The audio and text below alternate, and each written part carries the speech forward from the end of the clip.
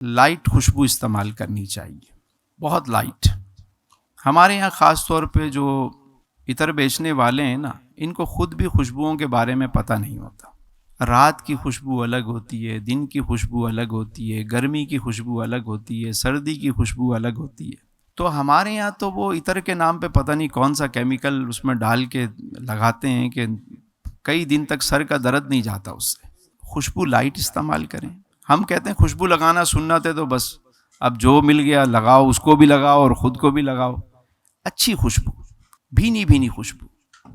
آپ کبھی مکے مدینے اللہ آپ کو بار بار لے جائے، وہاں کیسی خوشبو، مطلب سبحان اللہ۔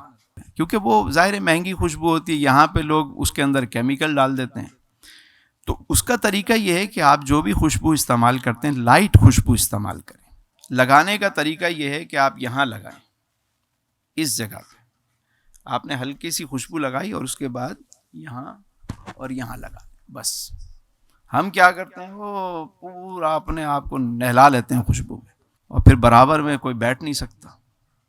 تو خوشبو چونکہ باڈی پہ لگتی ہے نا، یہاں چونکہ یہ نسیں ہیں تو وہ گرمائش ملتی رہتی ہے، تو خوشبو آتی رہتی ہے۔ اور کہیں کوئی ایسی بو آئی، آپ نے یوں کر لیا تو آپ کو خوشبو آ جائے گی۔ آپ اچھی خوشبو استعمال کریں۔ اور خوشبو کا تعلق روحانیت سے بڑا گہرا ہے، روح کے ساتھ ہے۔